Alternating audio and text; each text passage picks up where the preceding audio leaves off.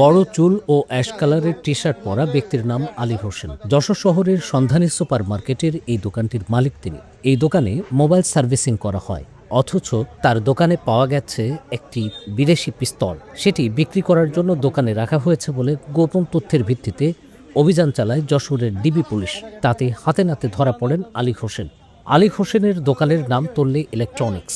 তার বাড়ি সাতক্ষীরার কলারোয়া উপজেলার কোটা গ্রামে। আলী হোসেনের দোকানের ভেতরেই ব্রিফ করেন পুলিশের এই কর্মকর্তা। গোপন সংবাদের ভিত্তিতে আমরা জানতে পারি যে সন্ধানী সুপার মার্কেটে একটা অস্ত্র, ওখানে অবৈধ অস্ত্র কেনাবেচা হবে, এরকম একটা তথ্যের ভিত্তিতে আমরা আছি। পরবর্তীতে গোয়েন্দা তথ্যের ভিত্তিতে আমরা তার এখানে এসে তার দেখানো মতে এবং তার দোকান থেকে 72 ঘন্টা ময়েশ্চার লক সমৃদ্ধ লিলি বডি ওয়াশ, শিয়া বাটারের গুডনেস স্কিন রিপেয়ার করে রাখে সফট ও গ্লোয়িং। একটা শপিং ব্যাগের উপর রক্ষিত একটা শপিং ব্যাগ, আকাশি রঙের একটা শপিং ব্যাগের উপর থেকে এটা আমরা উদ্ধার করে আসি, তল্লাশি করে উদ্ধার করি এবং পরবর্তীতে তার নাম ঠিকানা জিজ্ঞাসা করে সে নিজেকে আলী বলে পরিচয় দেয়।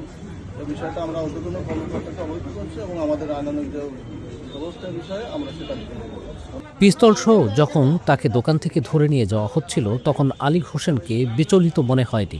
মুখে হাসি নিয়ে ডিবির গাড়ির দিকে এগিয়ে যান তিনি।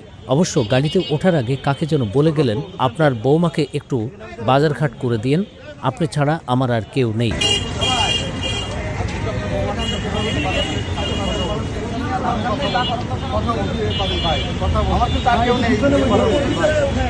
ডিবি পুলিশ জানায়, গোপন সংবাদের ভিত্তিতে এসআই অলোক কুমারের নেতৃত্বে এই অভিযান পরিচালিত হয়। দোকানটিতে তল্লাশি চালিয়ে পিস্তলটি উদ্ধার করার পর আলী হোসেনকে ডিবি কার্যালয়ে রাখা হয়েছে।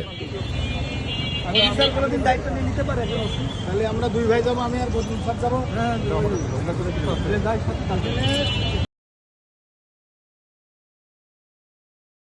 72 ঘন্টা ময়েশ্চার লক সমৃদ্ধ লিলি বডি ওয়াশ, শিয়া বাটারের গুডনেস স্কিন রিপেয়ার করে রাখে সফট ও গ্লোয়িং।